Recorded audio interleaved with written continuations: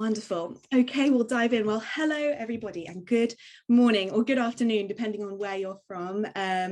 Or where you're joining us from today. It's wonderful to have you with us for our May instalment of the Seismic Breakfast Briefing series. Today we are going to be learning more about how to amplify your B Corp message across the business. So we hope that you'll leave the session in about an hour from now feeling really informed and inspired on the topic and energized to follow some of this guidance in your organization or share it with your network.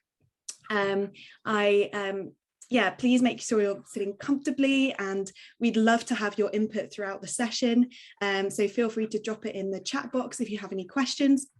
And we will have a section at the end of the session for dedicated Q&A with our speakers. And we'd love to hear your thoughts at that point too. I'm going to hand straight over to Amy Bourbeau, who is the Chief Impact Officer and a co-founder of Seismic. Amy is a leading voice on how to build solid sustainability strategy through the B Corp framework, and one of the key members of founding B Lab in the UK and helping B Corp come to be in the UK and across Europe. So over to you, Amy, to set the scene for today. So much, Olivia, and thanks everyone for joining. It's wonderful to see everyone here coming together on my favorite topic, which is B Corp.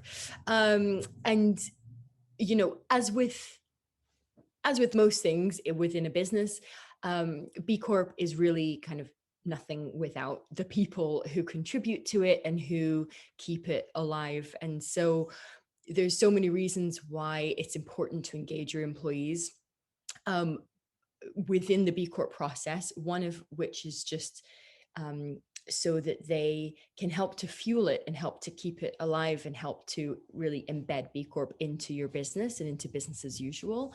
And another is because of action and retention of employees and what the benefit that B Corp can have to your business in that way. Actually, a recent survey by B Lab showed that 70% of certified B Corps had applicants mention B Corp while they were in the interview process. And we hear anecdotally as well, time and time again, that companies have applicants coming to them saying, the main reason I want to work with you is because you're a B Corp. So we know that it resonates with talent and that it's top of mind for them, whether it's new employees or existing employees. And so it's so crucial to just have them be involved and have them be part of the process. It'll just make it stronger for everybody. So a perfect person to speak to us about this today is Harry Foreman, who is a senior sustainability consultant at Seismic, and he has both very extensive and deep technical knowledge of B Corp, but he is also an expert at bringing people in along this journey. Harry actually comes to us. We first met him when he was working as the B Corp program manager for Innocent Drinks back in 2020. And so he has a lot of experience being in-house at either B Corps or companies who are trying to be B Corps. He also has been, since he's been working with us at Seismic, he's also been on a 6-month secondment in-house with a client, helping them to implement improvements and go on their B Corp journey. So he's got a great kind of human first approach and point of view, and will be able to shed a lot of light on the not only the importance, but the how of engaging your team in your B Corp journey. And then we're very lucky to have with us Karina O'Gorman, who joined Innocent Drinks just over a year ago as the European Head of Force for Good. It's a fantastic role, and Karina's doing a wonderful job of leading the business through their impact and their B Corp certification. Previously, Karina had extensive experience in the sustainability world as well, coming from brands like Intercontinental Hotels and L'Oreal, leading corporate responsibility across them and other brands, and also as a board member of Business in the Community. So has a brilliant amount of insight that that she can share with us. We've had a lovely long relationship with both Karina and Innocent before she joined. We've been helping them to certify, or we've been working with them since before they certified in 2018, and have continued to help them since that certification to really embed B Corp into business as usual, work on continuous improvement, whether it be helping to train up their beekeepers, which Karina will talk more about, or to work towards their very impressive and ambitious goal of wanting to recertify with 100 points, which actually they smashed that goal. They achieved it early and weren't content with 100 points. They went for 105 points. So Innocent, which I'm sure it's no surprise, they're a very impressive brand when it comes to engaging with B Corp, and that goes for how they've engaged their team on it as well. As we know, they're kind of expert communicators and very innovative in the way that they communicate, and that goes for internally when it comes to their B Corp messaging as well. So without further ado, I will hand over to Harry to take us through his presentation, and then he will hand over to Karina afterwards. Thanks both, and I'll shut up and hand it over to you. Thanks, Amy, and thanks everyone for being here so early. I know normally one of the good things about these things is the free coffee and pastries. So I know we can't do that to you virtually, so apologies. I hope you guys have got your own coffee ready. So can you guys see that? Yep, great. So just to kind of run through the agenda today, we sent out a survey ahead of time, so we're going to take a quick look at those survey results. Then we're going to look at the seismic guidance of how to amplify your B Corp message across the business. So thinking of defining your why, educating early, and then some practical steps on how to empower and embed the B Corp message within the business. Then we're going to speak with Karina and move on to save some time for a general Q&A. So during the survey that we sent out, we asked, to what extent do you engage your wider organization in your B Corp journey? And we've got a score here of around 2.6, so right in the middle. So probably quite an average level of current engagement. But our next question was, how motivated are you to engage your teams more using the B Corp framework? And scored very high on this. So clearly there's a bit of a gap between how confident we are in currently engaging the business versus the ambition we have. So hopefully what we talk through today can sort of help us bridge that gap. So starting with defining your why, and before we move on to that, I just want to, this is something we shared in the last breakfast briefing. Just want to talk about B Corp being more than just a certification. For us, it's not just about getting from A to B. Hopefully B Corp is part of your company's wider sustainability ecosystem. It should be used as a holistic framework to act responsibly. And if you can look at it this way, sort of as a guide for continuous improvement, it can be used in the long term, hopefully as one of the pillars of your sustainability strategy, rather than a standalone certification that lives in the corner. So try and just bear that in mind as we talk through this. So thinking of defining the why, firstly, what's the point? When you're talking to people in the business, try and think, well, they're going to ask themselves, how and why am I going to be a part of this? And this is something that is going to differ depending on your business. So for some people in the room today, you might be founders and you might want to use B Corp to protect and enshrine your company values. For others, you might be purpose-driven businesses to the core and you might want to engage with the wider B Corp community. Or there may be some in the room who haven't started or are just starting on your B Corp journey. You want to engage with sustainability, but you don't know where to start, and you're using B Corp as that framework, as that tool to begin. So it's really important to be really clear on that why from the beginning, so that when you're talking to your stakeholders, you can get their buy-in on sort of the bigger picture. And sort of like I just mentioned, it's not B Corp or bust, regardless of whether you're going for B Corp certification, certified already, or just want to use the BIA for positive impact. And I'll just to clarify, the BIA, that's the B impact assessment. That's the questionnaire that we use in the B Corp process that has all of the practices. That's kind of the framework. So maybe you don't want to certify, you just want to use the BIA for impact. We believe that B Corp is part of your bigger sustainability journey. And if you think beyond certification, it's a really powerful way of inspiring your team to think beyond just getting from A to B, as well as being a tool for continuous improvement. B Corp offers being part of a community of businesses who are on the same mission. And I think reminding yourself and reminding your team about that mission, about the movement, that kind of really strengthens your conviction when talking about B Corp with your stakeholders. And lastly, it's important to align B Corp with your long-term ambitions. So thinking about how does B Corp feed into our overall company strategy? How is working towards B Corp going to positively contribute to your wider goals? So whether that's your environmental strategy, whether it's developing your internal culture. B Corp, it's a holistic certification which offers a lot. So there's real value in speaking to the parts of the certification that are in line with your company ambitions and using it to contribute towards those rather than it being a separate add-on. So really important to upfront be really clear on this to get that buy-in right from the beginning. Educating early. So it's really upfront engagement is really important. There can be, and we've seen this with some of our clients, there can be a tendency to, when you're embarking on your B Corp journey, to keep B Corp in a small circle of people who are completing the assessment, or maybe waiting until you've certified, until you share the news. But doing this is a missed opportunity to bring people together around your B Corp journey and build interest and excitement towards a common goal for everyone in the business. B Corp is as much about the journey as it is about the destination. I know that's a bit cliche, but it really is about those improvements that you're making. That's where the impact is. So bringing people on that journey with you can instill a lot of pride in the impact you're generating and the goal that you're striving for.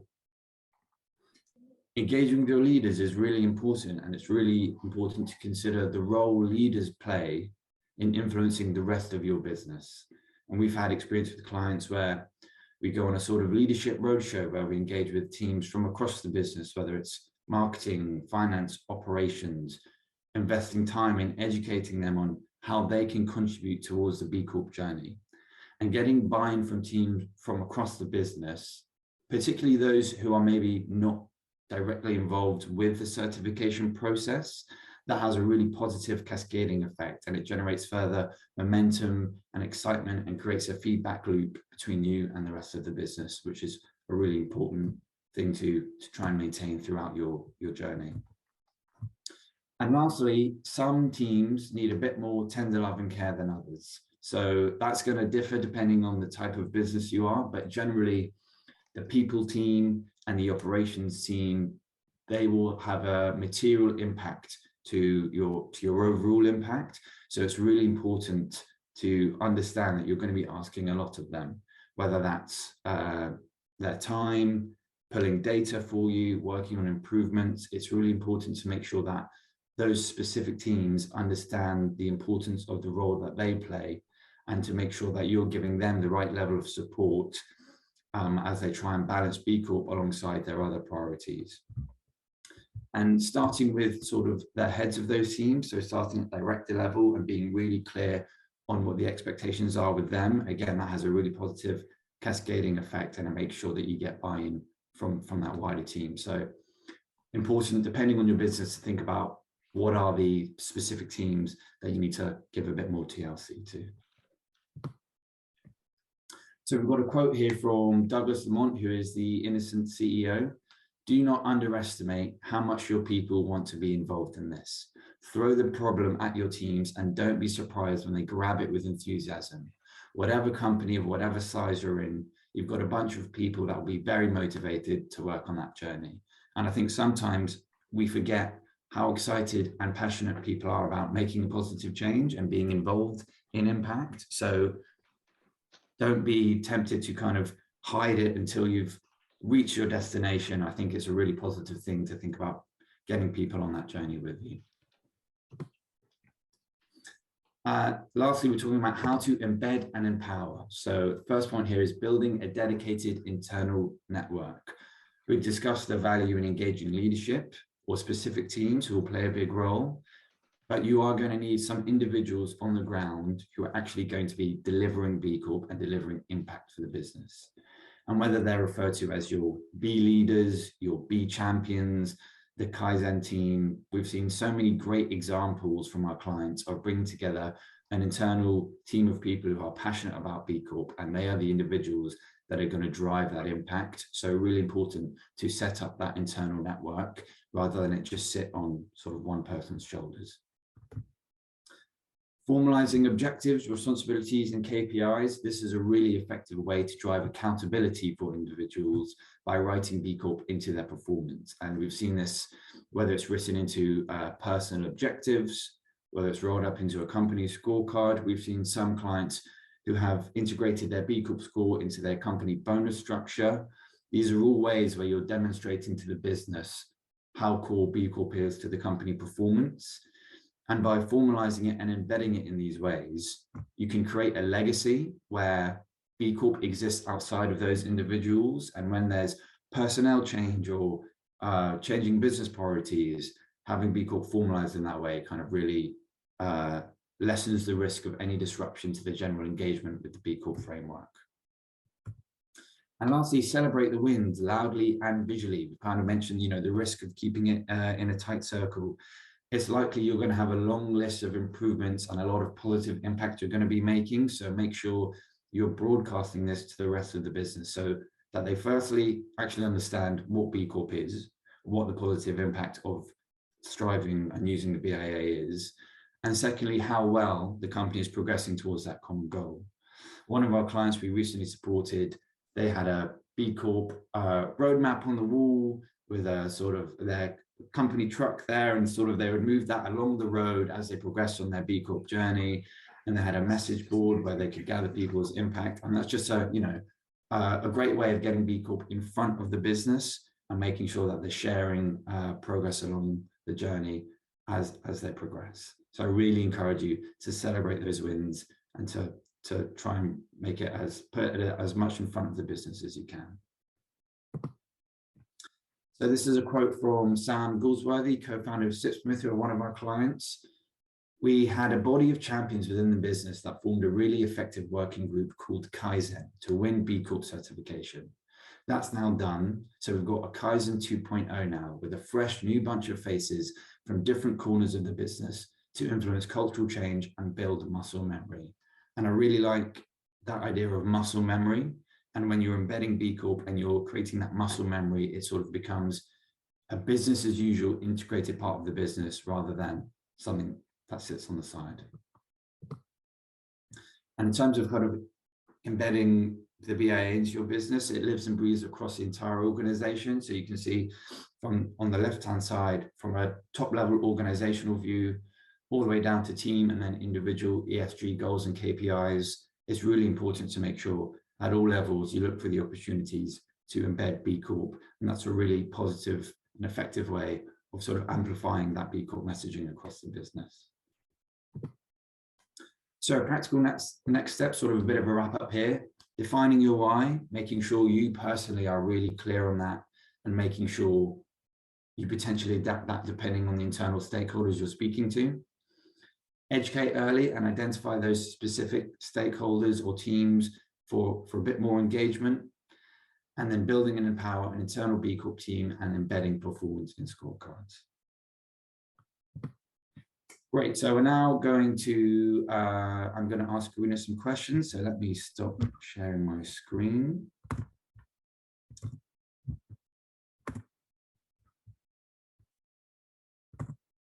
Which is always a fun thing to try and figure out before 9 o'clock. Appreciating your commitment to branding innocent here, Harry. It's very, very nice of you. Keeping it up.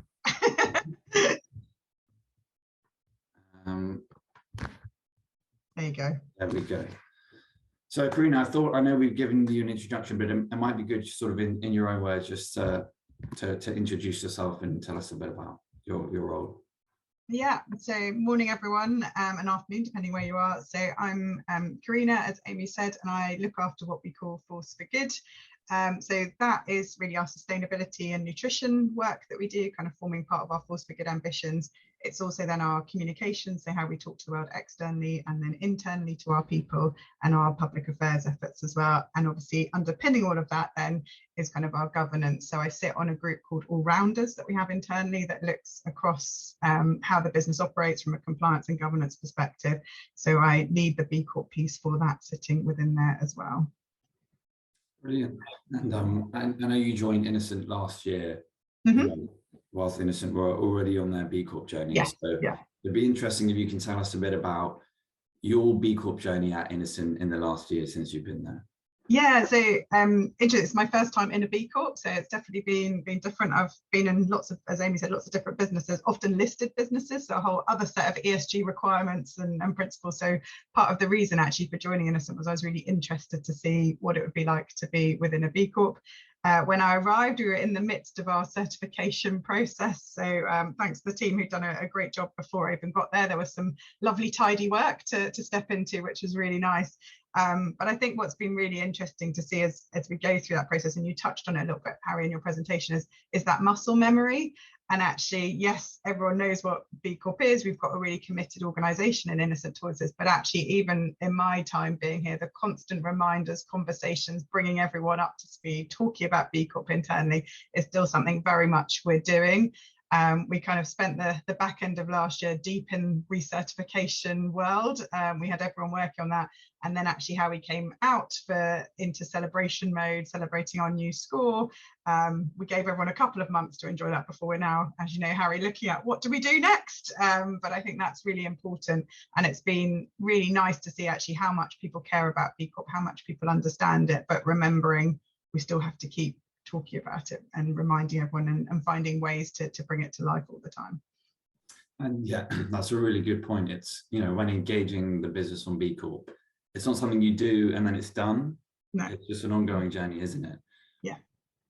Yeah, and even we're very lucky to have a very committed CEO in Douglas. You know, he's been a spearhead and champion, but that can sometimes be a blessing and a curse. So I think sometimes it's also making sure it's not just seen as your CEO's project, but again, a bit of what you're talking about, that it's then something the whole organization feels matters to them and relates to them and they care about, rather than it's great to have senior leadership and driving it, but it's also making sure it's sort of bottom up as well.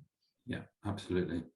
And we've spoken about this before, and I think it'd be really interesting to hear about your experience of joining a company that's already a B Corp, and in your view, how embedded was B Corp or not, and sort of what was your experience of that?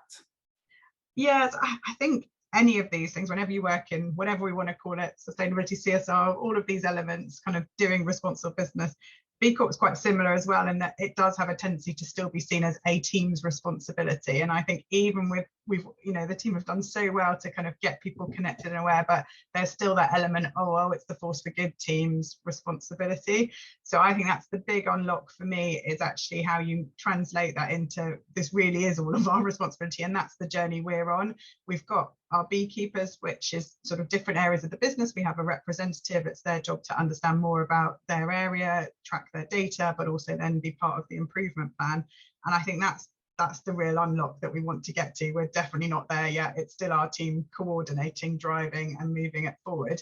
But it's also, I guess, being realistic that people have other jobs to do as well. So it's that fine balance of still making sure we give the right level of support in doing that. But there's some really nice things that we've been able to do. So we've got something called the Office Promise, which you guys helped us with, which is sort of a big spreadsheet that all of our offices use to track their sustainability goals, and then also looking at kind of different progress points that we can put in and all of their data. So that's actually a quicker unlock for them, that we've been able to give them a way to monitor real. And then we're creating a community behind that now. And joining all our communities up. We have a lot of groups at Innocent. So we've got beekeepers, we've got sustainability pirates, we've got all sorts of different things. So one of the pieces of work we're actually doing at the moment is how we make some big families out of this. So we had a Pirates meets the Office Promise group the other week. So they're now collaborating on what you could do in your offices to make improvements. So I think there's some of that still going on to perhaps sort of not always say it's B Corp. So I think that's the other trick, is actually just getting people working on these topics and issues, and not making it feel like it's always B Corp, but actually you start to then see the success of the network being created. Yeah, absolutely. And that's something that we're trying to champion more and more. That B Corp is part of your sustainability ecosystem. It should be hopefully one of the pillars of your strategy. So yeah, trying to make sure people just don't see it as a separate thing. I love that as well. Pirates meets entrepreneurs. Yeah.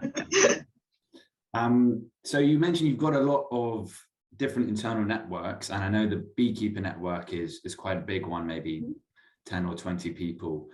What challenges have you seen in maintaining that network, or it being sort of a fit for purpose network? So I guess a couple of things. One, a pandemic doesn't help anything when you're trying to build a community and help people interact. Obviously, doing virtual has been a challenge, but even without a pandemic, we have virtual people involved just because we're in multiple countries as well. So how you create that sense of community in a virtual world, I think, has been quite an interesting challenge, not just for B Corp, but more broadly. And I think being really mindful of the time that we're asking. So we've refined kind of the timings that we have for the meeting. So we've booked them all in for the year ahead. Everyone knows when they're meeting. We're kind of getting quite clear on the agenda, what their roles are, and how that comes together. But also finding beekeepers. People leave, right? People move on. You do all that work, you build them up, and then people change to new jobs. So actually how we make sure that when a beekeeper is leaving, that they help us identify the next beekeeper to come in, so that we kind of have smooth transitions, and making sure we upskill and help everyone understand. But actually the community is a really interesting space, because we've got a new beekeeper that's joined that's come from another B Corp. So she already had put her hand up saying, how can I help? So again, the B Corp community is actually really valuable for people moving between other B Corps, as you said earlier. So trying to identify people with a passion as well as people that are being asked to be involved, I think has helped as well. Yeah, and I think that's something we've seen with some of our other clients as well. They spend a lot of time investing in building this team, and then 2 or 3 people leave, and where does that leave you? It leaves a lot of gaps. So that's why it's so important to try and embed it, to kind of mitigate that risk. Yeah, I think so. And then I think it's really important to give the purpose to the role of the beekeeper. So they actually need to have outcomes and deliverables of things that they can be proud of that they're doing. So hopefully that means that more people are aware of the beekeeper world and what they're doing. So when we do need to find new beekeepers, there's people wanting to be part of it. Yeah. We spoke about how Innocent recertified end of last year, and we're talking about messaging. So it would be interesting to hear, how do you engage the business and share that news around your recertification? I know we've heard an anecdote from Douglas that when Innocent first certified, he sort of didn't let anyone know about the B Corp journey until Innocent certified, and then announced it and was sort of met with a, what's B Corp? I don't really get it. So it'd be interesting to hear about kind of the recertification and how you kind of engage with the business around that. Yeah, so I think this version, because of the network, everyone's well aware that they were fully in the heart of the recertification process. We were really lucky that kind of the timing we were working towards meant that we would hopefully have the news by our big company meeting at the end of the year. And it was really interesting. Quite a few people kept coming up going, do you know yet? Do you know? And we did know a few days before, but we went to, and one of my sneaky beekeepers actually logged on to check out the score, and she was like, I know. I was like, shush. So I think it was actually, there was quite an anticipation across the business, which is really nice to see. They knew what we were going through. We'd shared that we were in the process. You may see your beekeepers asking for information. This is why.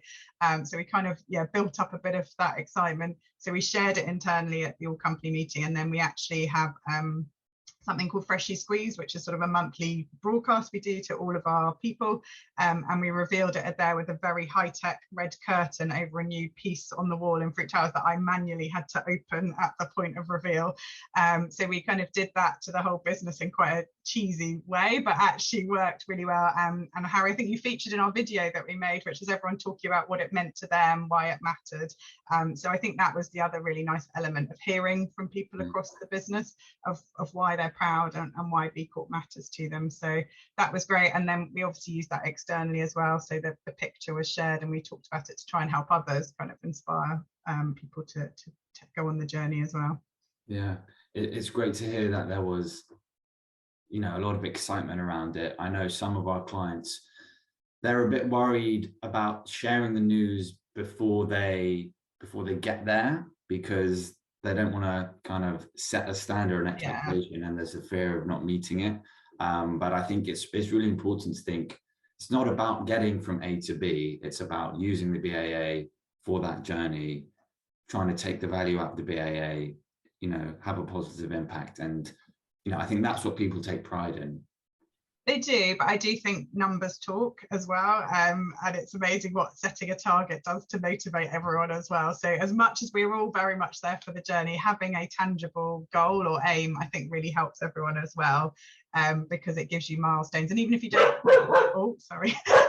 even if you don't make it, I think it's having that milestone to keep improving and striving to move forward as well is really important. Yeah, definitely. Great. So I've just got one more question for you, which is, I think we've got, you know, some people in the room who are quite far on their B Corp journey, others that maybe haven't started yet.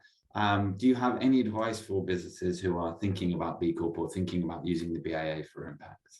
Yeah, I think firstly, just try it, right? There's no harm. You can just be using the framework as a great guiding principle for you. The work, I mean, I've worked in this space for years, and we always joke about the fact we were always knocking on the door saying, can we talk about this to people? In the last 2 years, really, it has shifted so much that everyone wants to talk to us now about this. People care. You know, businesses have to be looking at the ESG sort of agenda. People want to work in businesses that care about this. Customers want to buy from businesses that care about this.